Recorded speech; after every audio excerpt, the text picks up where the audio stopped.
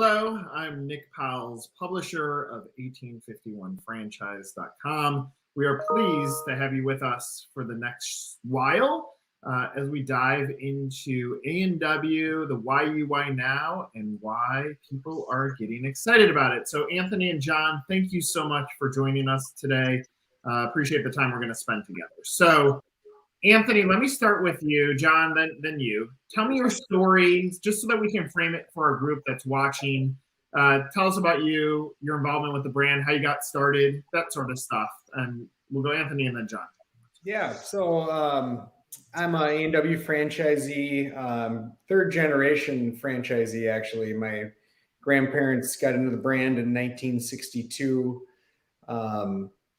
And my father got involved in the 70s and then myself after him. So it's been a lifelong career for me and everybody else in my family, actually. So we have one store in Wisconsin and possibly considering more locations in Wisconsin. But that's pretty much it as far as my involvement. We're gonna dive into that now. I'll accept your apologies because that means you're a Green Bay Packer fan and I'm in Chicago. So yes. Anybody watching, let's just be clear. Aaron Rodgers does not own the Chicago Bears. Let's just be clear. According to Wikipedia, he does. Right. John, tell us your story. Yeah, thanks, Nick and Anthony. Good to see you again. So I, before all this gray hair, I got into franchise development. So almost 20 years now, and I've been with A&W on the development side, real estate side for about 10, 11 months now. And I came over here for a variety of reasons. And at the top of the list really was the culture, the integrity of the brand owners, and really, quite frankly, the ownership structure and the team in place. It's just phenomenal, and so excited about the opportunities that we have here as a brand and as a franchise community. And so it has not disappointed, I can tell you, and just super excited. So thank you, Nick, again for putting this together, and Anthony. All right, so tons to unpack in your story, Anthony. So obviously your family has been franchisees for quite some time. When you're growing up, are you thinking about how do I get into this business? Because sometimes when generational franchises are handed down, kids or grandchildren are like, I'm good. I'm going to go in a different pathway. But how do you even get to yes in a multi-generational business? Well, I grew up working in the brand, and I saw the saw the flexibility that my parents had and my grandparents had with owning their business, and that was important to me. And I did think about doing other things. I sold cars for a while after college. My parents wanted me to work for somebody else, but it came back to it because of the culture with A&W is just incredible. I mean, it really has feels like a family culture from the top down. So, and it was a great opportunity for me to get into that kind of a franchise, as without my parents being in it would have taken a lot longer for me to get to that step. So, but yeah, and just in general, the company culture with A&W really kind of drew me in. I started going to conventions and meetings with my parents, and there's multiple second and third generation operators within our brand. So, the ties that we all had together, kind of growing up together, made it a pretty easy choice for me. Anthony, when we're thinking about like the process, day one of the franchisee, obviously, again, you got to see the business as an insider outsider, but you decide, all right, I'm going to take charge of our family business. I am going to be the franchisee. Were you nervous about it? Were you like, what were your fears of doing this? Because obviously you built up a career in car sales and tried other things, but were you nervous about becoming a franchisee? No, not really. I mean, we signed a 20-year agreement, and my dad threw a piece of paper on my desk and said, "You want to be a franchisee? Sign here." So, uh, but no, I mean, I wasn't really nervous because we'd been, A&W's been around since 1919. Our store's been there since 1962. We can weather just about anything. So, I mean, if you're going to be nervous about anything, is this model going to work? Is it going to last? Can it stand the test of time? And I think A&W's obviously proven as far as that's concerned. So, no, I wasn't nervous. I was excited. I was 24 and had a franchise, so that was pretty cool for my age. Well, and you just talked about the culture, which I would imagine, John, when you're talking to candidates, like that has to bubble up to the top. And we're going to dive into like the fundamentals of A&W with the support that goes to franchise owners. But does culture, John, does that turn into a big reason why people eventually say, like, I'm interested in this? Yeah, for sure. And it's not a accident. I think that you've heard that a few times now from me and Anthony, and it's resonates really from the top of our organizational structure right throughout our franchise, all of our franchise partners, restaurants, and inevitably, and I should say, my team has the great fortune to work with folks who have that, pick up the phone and have that first question about A&W. And sometimes it's, do you guys actually make your root beer question for A&W? And I'm like, yes, we do in our restaurants. and we guide them from that point. Really, I get to work with folks right through their due diligence, and then it expands into a real estate search. And ultimately, we help them with financing. But yes, absolutely. I mean, inevitably, there'll be some connection in some way to A&W that has brought folks to pick up the phone and reach out to us. And it goes back to that culture that, A&W, how it makes them feel, the frosty mug, our root beer floats. There is absolutely an emotional connection with our fans, and that's what we call them, of the brand. It's tremendous. And until you get a chance to start working with us a little bit and talking to some franchise owners like Anthony, and it's hard to quantify, Nick, I think, how strong that connection is, the culture piece and the connection to the brand in general. Okay, let's dive into the business culture a little bit, Anthony. So obviously as a franchisee in a brand that is very franchisee centric, because the business is really owned by the franchisees, when you're looking at like operational support, how does that work? Do you feel supported? And then the second layer of this question ends up being, at what point do you start thinking about, maybe I want more restaurants, which is something that obviously we have to unpack from your opening statement. But right. Talk about the support, talk about the structure. How does a business even work? Well, as far as the support on a day-to-day basis goes, A&W does a really good job of putting talented FGLs in the field, which is your first layer. They do a really good job of splitting those up by region of the country. So, there's a lot of similarities in between the stores that they interact with, and they do most of the groundwork for helping you out with any questions that you may have, whether it's menu items or pricing, P&L things, things like that, staffing, training, that kind of stuff. Beyond that are, above them, the executive team has been great to work with as well. I mean, it's a very good support structure. And then on top of that, we have the NOFA board, which is a franchise, A&W franchise owners board, which I'm a member on. And we're elected. We represent territories, and those are other franchisees that are going to vote on everything that the company does for the other franchisees that they represent. So it's a really interesting support group, as far as there's always somebody in a meeting making decisions who runs a restaurant just like you do. And it's not just a corporate says, I'm going to do this, and that's what happens, And then on the second part of your question, as far as opening up new stores, 2020 has been a tough year on everybody staffing wise.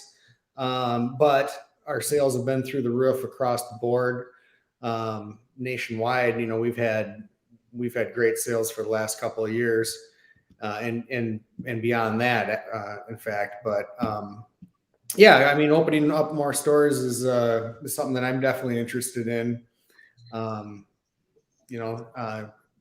Kind of put it on the back burner going through the pandemic because it's tricky to take care of what we've got, but definitely something that we're looking at in the future for sure.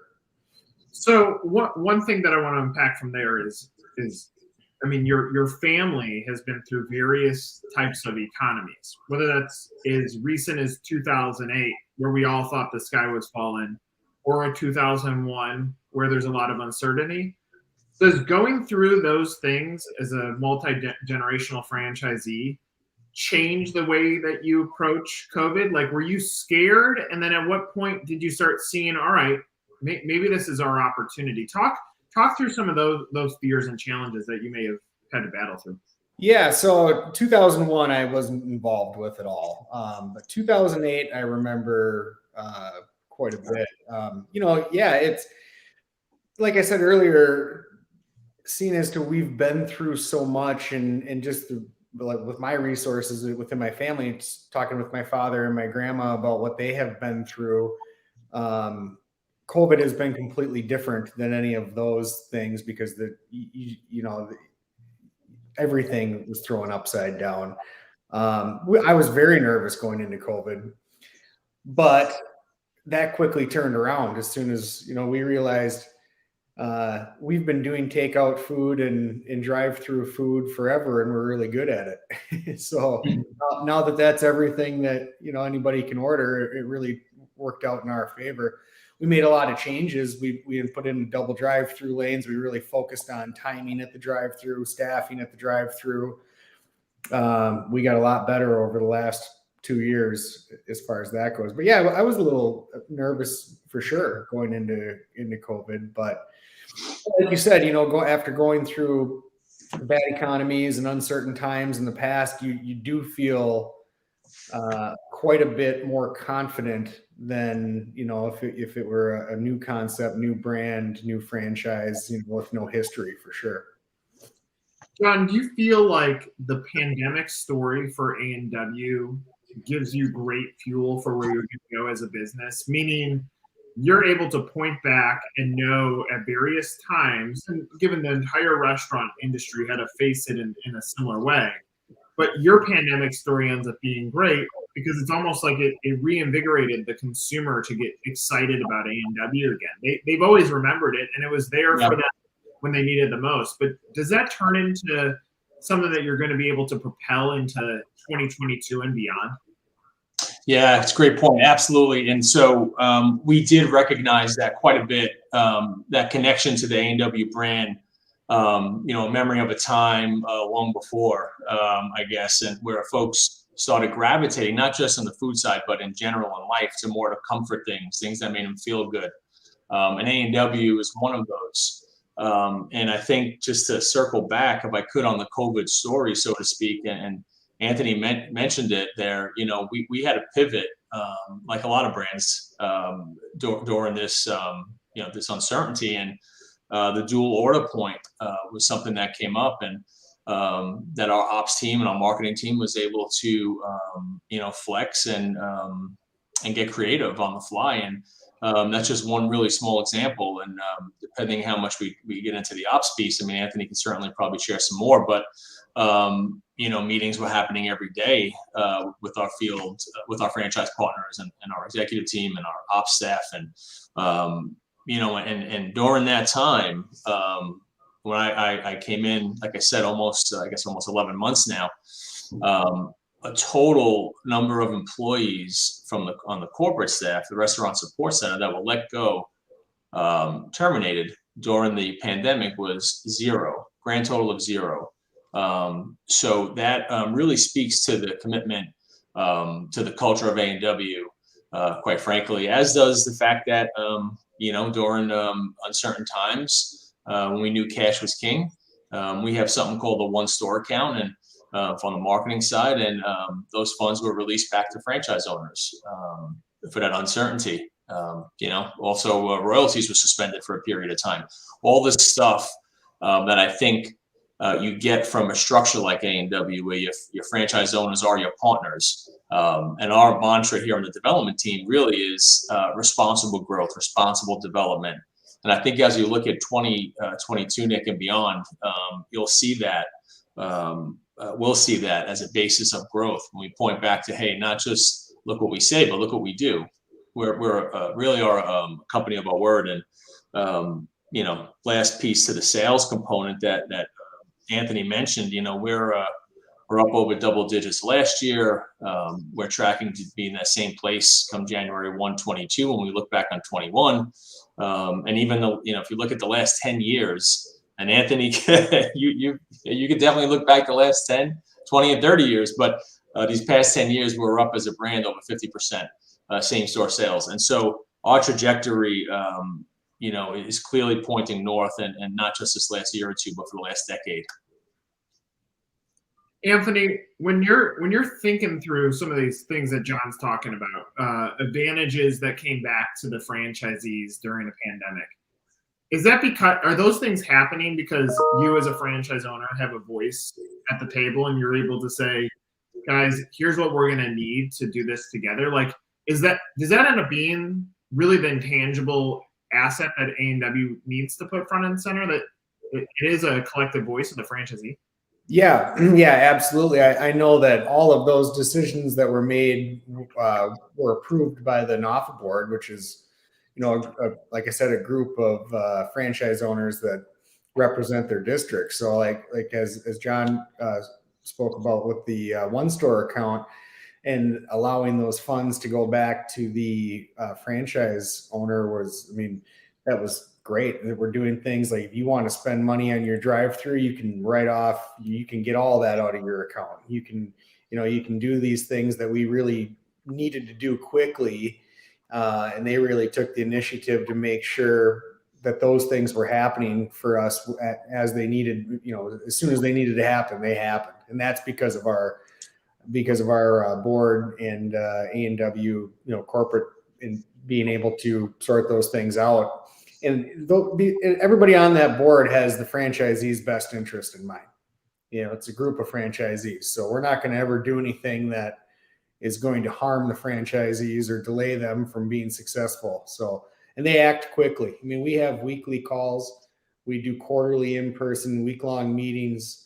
And if you need to do something quickly and make it happen, it'll happen in a day. So it's really a benefit for the franchisee for sure. And corporate's always very supportive of everything that we decide to do, because they know we're the ones in the field doing it. So, if anybody knows best, it's us, really. So yeah, they were great with all of that. Anthony, I want to dive into your psyche, if you allow me to. Sure. Going from a single unit to multi-unit, and when you're thinking through this, because I would imagine majority of people that are even considering A&W as an opportunity are going to go through some of the same sorts of things in their brain. And obviously you're not at yes yet, that this is the definitive time that I want to open up my next restaurant. But what is the process like? Like, are you business planning? Are you studying P&Ls? Are you looking at your bank account? Like, what is the process, and how do you go about doing your own soul searching to get to the answer that yes, A&W makes sense for me to open up another restaurant with? Well, I think the biggest thing is taking a look at what market you're looking for and making sure that you can find something that's going to work in your market. I know A&W does a lot of pretty good research as far as that goes, and helping people find land and really evaluate the market that they're looking at. To be honest with you, I haven't delved too deep into any of that around me yet. I'm probably another 3 years out from looking at that personally, but I know that as far as looking into the different markets and doing some research, trying to find the right piece of property A&W really helps with that. As far as the P&L piece goes, I know that they do a lot of training as far on that as well. But yeah, I mean, the planning for us is a little bit different. We've got some land that we want to do some other things on. It's too close to our restaurant currently. You know, you can put an A&W anywhere and be successful. And then that's part of what made our brand what it is. We had so many different concepts throughout the years. I mean, we started with a little roadside stand that was just on the side of a highway, no windows, flipped up pieces of plywood, come order at the window. And then that turned into a drive-in, and then that turned into a full service restaurant where we did breakfast, lunch, and dinner and did everything. And then that turned into a drive-through. So, you know, but there's not one cookie cutter A&W that goes up everywhere and is successful. And in a lot of different markets, you know, the drive-ins do really well, and they're almost a historical piece in their communities. And then in other markets, it's the drive-through stores that, you know, are better. So, but yeah, I mean, A&W gives you lots of help along the way with looking at all those pieces when you're talking about building the business, for sure. Okay, so there's something that I just heard in what you were saying is like, we had a roadside location, we had a drive-in, we had a full-in diner, and the reality is in the center of that still remains A&W. So it's like the affinity to the brand. Like, does that excite you about where the company's going to? That the affinity for the brand is so there, it's owned, and so many human beings have had some experience with it. Whether it's as simple as they tried root beer from a grocery store, or it's very specific as in this trip with my family, I had this, or it was in my neighborhood and it was a part of our meal structure. Like, is that the secret sauce here, that it really is, it's A&W, it doesn't matter what the widget ends up being? Absolutely. I couldn't agree with you more. You know, the thing that is so unique about A&W, in my opinion, and I've said this on every interview that I'm ever involved in, but we own root beer. You know, everybody can make a hamburger, everybody can make French fries. Nobody owns any of those, but we own root beer. That is us. And it doesn't matter. It's our biggest selling menu item, and it's also the most profitable menu item. So how can that be a bad thing? It's not. It's great. But that really makes our brand unique. And everybody has an A&W memory, whether you grew up with one in your neighborhood, you remember going to one as a kid, you went there after my birthday or after school or whatever. Everybody has an A&W memory, it seems like, at least in the Midwest. So yeah, it's the nostalgia piece in that everyone's connected to it. And us absolutely owning the product. That's just, it doesn't matter what the model is. People love A&W. I mean, that's a fascinating point, and I'm glad that you just said that, because I haven't looked at the brand in that light. But the reality is, like, if I try to quickly think of a brand that owns something, like, you could take McDonald's with a Big Mac, it's still burgers and patties on bread, unownable. You could go to a Jersey Mike's, it's still meat and deli on bread. Like, you're right. It's probably very rare for a business opportunity to own something as unique as root beer. Yeah, absolutely. John, does that turn into, is that a part of the discussion? Do you feel like, do franchise buyers realize that moment, or is it later on down the sales process that they understand that, you know, there's something beyond just business here? Yeah, I think really the minute we start chatting with a candidate and they get into the due diligence process, it becomes very clear because of how we operate in terms of you know, the due diligence process for candidates. And like I said lots of times, I'd say half the time almost, folks who come in into our world and want to ask about becoming a franchisee have a memory. You know, they have an A&W story. They'll say, "Hey, do you guys still do Coney Tuesdays?" And which if you're in the Midwest, you know exactly what I'm talking about. It's, do you still do, are you still doing root beer floats? Is it, why is this that root beer tastes so great? Well, it's made in store every day and it's served off of a draft arm. And you cannot get, if you want a true A&W root beer, you can only get it in our stores, not in a can, not in a supermarket. And so yes, absolutely. If they don't come in with that feeling, Nick, or that background, they certainly understand it very quickly once they start chatting with us. Anthony, if I'm a friend of yours, I'm like, I know you know this business. Tell me the insight. I need a little bit of money. Should I do this? Like, what advice would you give me as an operator? I guess I'd say, yeah, absolutely. If you could find a good location. I mean, like I said before, our number one item is a drink, and our number two item is a drink with ice cream in it. So it's a very profitable business for sure.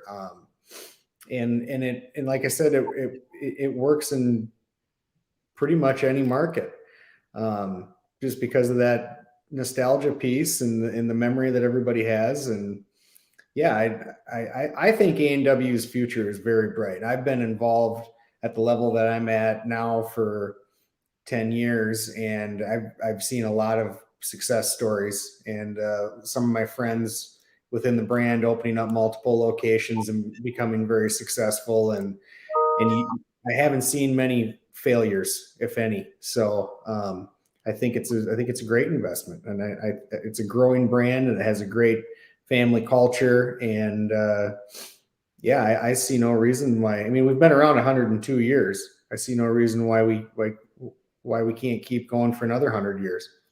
Love it. John, I keep hearing, and Anthony, I'm going to use your insight here. I heard, if I said, give me the advice, you said, yeah, sure, if you could find the right piece of real estate. If I think through, what is your decision process like to decide I'm going to open up restaurant next? It's, can I find the right piece of real estate? John, how is corporate help franchisees identify the right land? Yeah, great question. So we're very hands-on, and we're a little different than some other companies in that the support doesn't start when you open your restaurant on the operations side. It really starts from that first phone call you make with us. So our development department, my team, works with you again on the due diligence side, but then on the site procurement side. So we work around the country with a variety of different brokers, national, boutique, small, and we help evaluate pieces of real estate, conversions of existing restaurants, and we determine, through the use of proprietary analytics software that we have in-house, again, a little different than some, also our real estate committee that we convene to evaluate sites as a group, 6-7 of us, again, a little bit different. So we also help negotiate property. We help look at leases. If it's a land lease, we can, again, serve as a negotiating arm in those situations. But then on top of it, it has to work financially. So we also help direct, and we have a couple of ways we do this through a national lender in BoFly, as well as some other more conventional lending opportunities. My team also helps on the lending piece. And so regardless of sort of, hey, I want to open a restaurant in this exact, neighborhood or this area, we have to always keep that, responsible growth, that moral compass that guides us. We are not looking to do 30, 40, 50, 60 restaurants, annually. We're looking to do the right amount of restaurants in the right spaces. And so, yes, we help every step of the way. Again, a little unique in that way. And sometimes we're a little more methodical, but it's definitely the right approach. You can, if you've gone through our process and you get to opening, we believe that we've mitigated many hurdles, and you should feel that you've had that support leading up to opening. And, and you're ready to go. I mean, that's really our approach. And, Anthony mentioned potentially some multi-unit development opportunities for himself and his family. Yeah, that'd be great. And you know what, if it's one really terrific store, that's great too. That's also how we're a little different. It's what's best for our franchisee, our franchise partner, not what's best for a spreadsheet or an awards goal, potentially, right? We're a little different in that way. And again, it's part of our culture, I think, and our story. And it's what makes it so exciting for me personally to be here with this brand. And I would imagine, again, why Anthony is here so long as well. Anthony, I keep hearing support, structure, team. Like, the reality is, it seems like there's a really strong club that's been built here. So therefore, I would imagine you also want to be protective on who is allowed in. So from your viewpoint, tell me about the type of franchise owner you want sitting at the table with you next year, the year after. Like, what do they look like? Who is this person? Well, yeah, that's that's a good question, and we want someone who wants to be involved and be engaged in the brand. We want to continue to build the brand, and it's the restaurant business is, from an operator's side of things, isn't necessarily for everybody. But A&W, again, is very supportive along the way with showing you, we're pretty proven on how to open a store, how to run a store. We can show you everything you need to know, basically. But someone who's motivated, loves the brand, loves the product. It's a fun business to be in, which is why I enjoy it so well. You have a lot of flexibility. You have a lot of community involvement. You've got, you're really a staple in your community. You employ a bunch of nice young kids, which is fun. But yeah, I was just looking for someone with a lot of motivation, and it's a proven recipe. So if you're committed to making it work and putting the time in, I mean, you're going to be successful. Yeah. John, same question to you.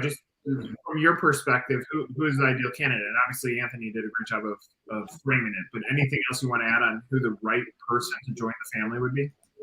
Yeah, certainly. Yeah. So someone, we don't necessarily require that someone has a prior restaurant operating experience. However, we do look to understand if a candidate has managed folks, has a good understanding of a profit and loss statement, is comfortable leading a team, things like that. It is not a passive investment for sure. It is a owner-operator model. So we look to ensure that someone is either going to be the franchisee and owner-operator, or they have a really strong business plan in place for who is going to be that day-to-day operator. And will they be connected in a minority ownership structure potentially, or some kind of management agreement. So what we don't do, Nick, to answer your question, is with candidates, and obviously they'll need to be financially have the wherewithal, of course, and we'll help them do that and decide if they can. And if they can't, we'll help put them in a plan to see what it looks like in a year or so from now. So that's also how we're a little bit different, is we'll build a financial profile with them and say, hey, maybe you're not ready right now financially, but you know what, you could be in a year or so. And here's kind of what that looks like. And so we do that for them on the front end, which is very different. But yeah, we want to make sure, again, that they're set up for success, because we're not just looking to protect them from themselves. We're also looking to protect our franchise partners and the integrity of the brand. And so we sleep pretty well at night, quite honestly, making sure that we have that right person, who has the ability to learn, who wants to learn, who can follow systems and processes, and someone who puts people first. Because I think I'm going to go out on a limb and assume that Anthony will agree with this, but A&W really at the center of what we do, the center of who we are is people, is the customer, is service. And so that's going to be really super important as far as a mindset for that ideal candidate as well. John, for folks that have looked at the business in the past and Yep. sat on the sidelines, if I say either what has changed about the brand that makes today viable for them to start really taking this seriously, or just simply put, why now? What would your answer be?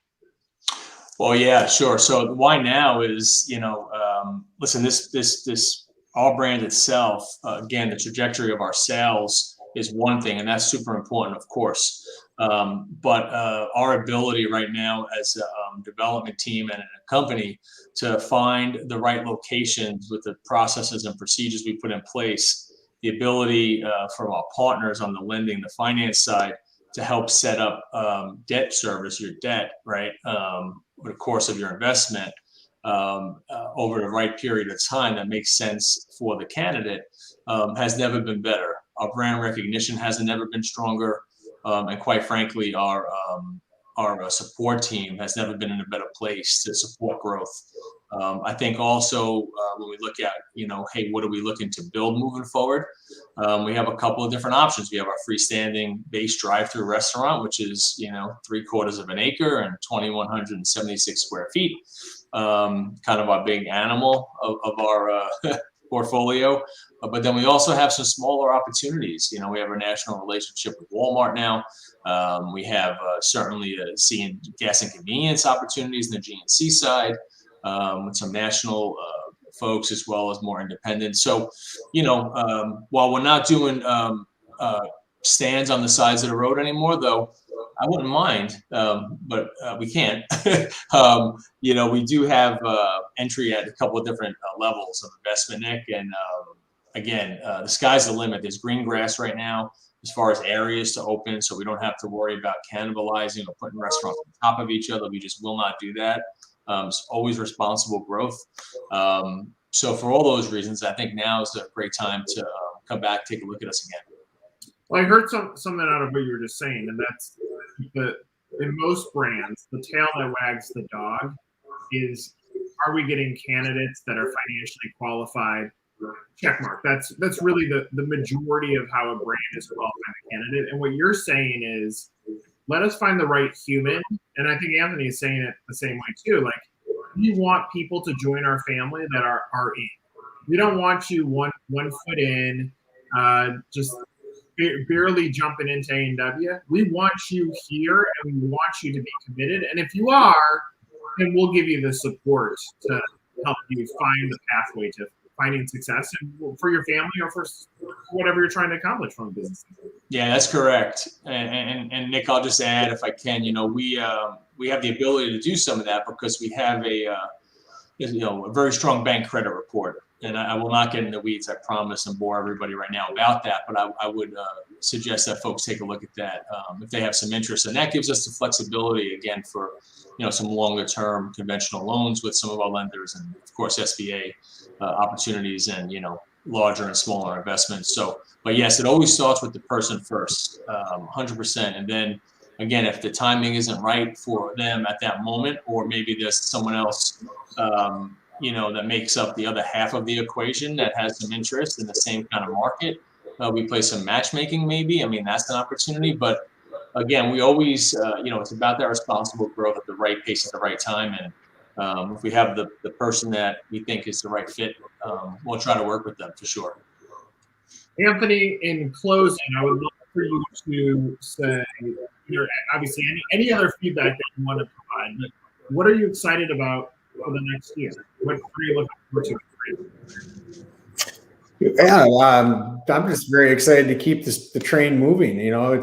We've had the last 2 years have been the best 2 years that I've ever seen in this business. But as John's point too, the last 10 years have been very, very profitable years for everybody involved under Kevin Basner's leadership. It's been fantastic, and our whole exec team is great. But yeah, I'm looking forward to, going into the future.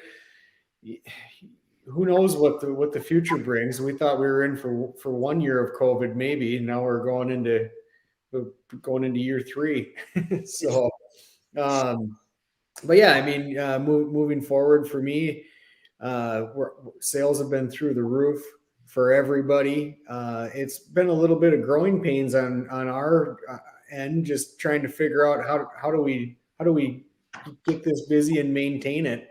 Now we've gotten pretty good at it, so just looking forward to another excellent year of sales. And I think right now is a great time for anybody to get into the drive-through business. That's for sure. And I know I'll say it until I'm blue in the face, but selling the root beer and the ice cream and those types of things are just, they're so profitable as compared to a lot of other items that other chains sell. It's a good equation. It really is. And it works. So John, excitement for next year and any closing thoughts? Yeah, so absolutely, definitely excited for next year. And I would say, Nick, the test of a franchisor or a person, I think, is how do you respond when things get tough? Is the integrity piece still at the front of mind? And I can tell you, in my short 11 months, and every franchisee that I've spoken to, that has been the case. I mean, we have responded to COVID, and it's never been easy. And then we had this little thing called, labor, right? That's become a problem.